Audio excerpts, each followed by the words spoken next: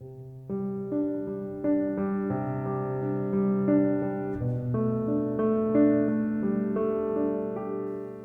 name is Bob Schreiber, and I live in Monticello, Wisconsin. Today, we're going to talk about my wife, Sharon.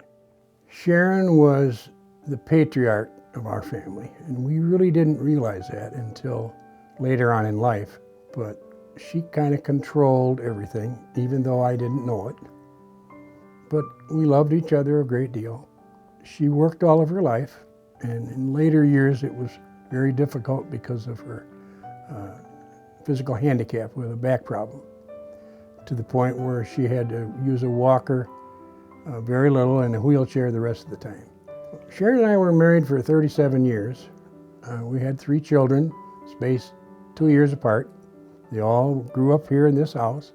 Well, when we were small kids, Mom stayed home from work and she took care of the 3 of us. We were 3 kids that stayed and played in the yard and played in the mud and had a good time out here.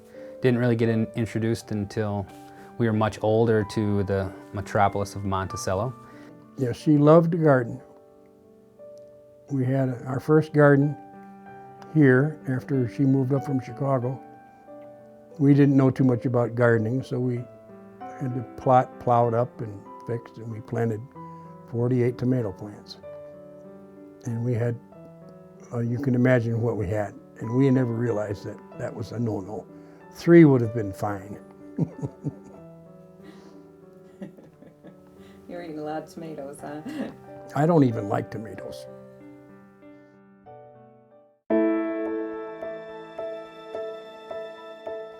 She called me one day and she says, I think I'm having a heart attack at the office in Monticello.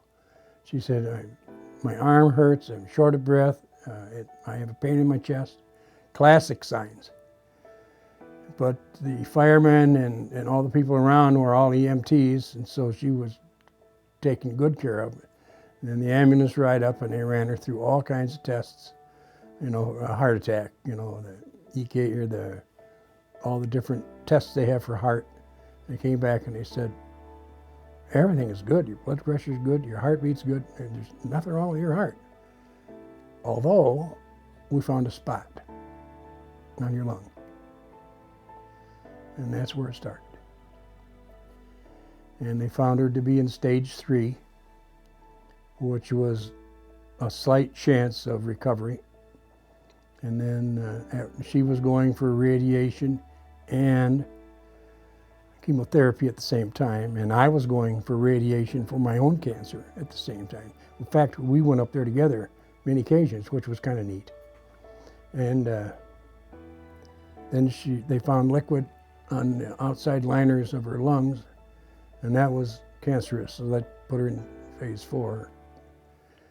And as she got better in 2013, I mean, really we took her off the medicine for 6 months, and she had a bucket list of taking the whole family to Disney for a week.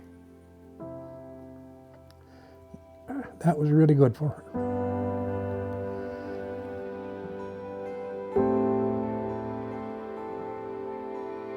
Continued on with the treatments, and there wasn't no change, and then there was change, and then it was really started to get bad, and then they said, we can't treat you anymore because it's not working.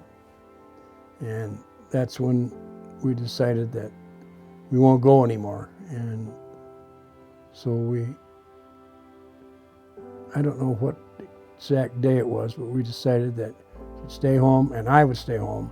And I contacted Hospice for direction, because I didn't know how this was handled. And we had to go someplace. We'd like to stay here, and I'm glad we did.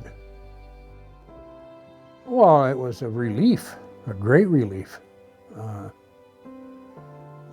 They seemed to know what the hell they were doing, you know. They had the answers. They didn't get excited. They just said, be cool. We'll have a meeting and we'll sit down and talk about it. And don't worry, we'll handle everything. And now I'll tell you, that took a lot of load off. I mean, I was still here. I took a leave of absence from work. I met a family medical, and but they were here whenever you needed them, even when you didn't need them. I mean, they're in checking on her. One lady gives her the bath, and another lady comes in and does this, and the nurse checks in and checks the meds, and they control the medications, which is good. Well, she was glad they were there, because some of the things they did, I couldn't. You know, I would have, but I was more comfortable that somebody was there that really knew what they were doing. They are the experts. They handle this stuff all the time, and they know what to do.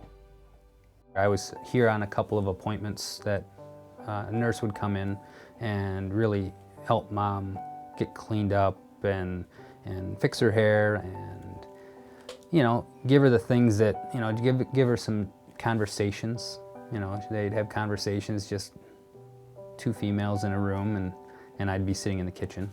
Mom's relationship with the nurses from hospice care were great. They were very polite. They came into the house. They treated our house with respect and Mom with respect. And they made her smile. And that was some of the best conversations she's probably had just from, you know, from a nurse. I am old, and I don't remember names. But I'll tell you this. My kids went to school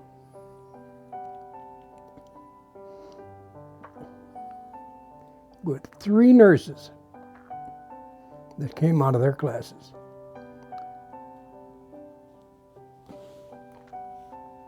That took care of my wife. And another one that is a neighbor. And how lucky can you get? And all of them wonderful, wonderful nurses. Top of their class. What more could you ask for? Midway through August, or early in August, said she would not see September. I asked her, I said, where are we at here? And she didn't.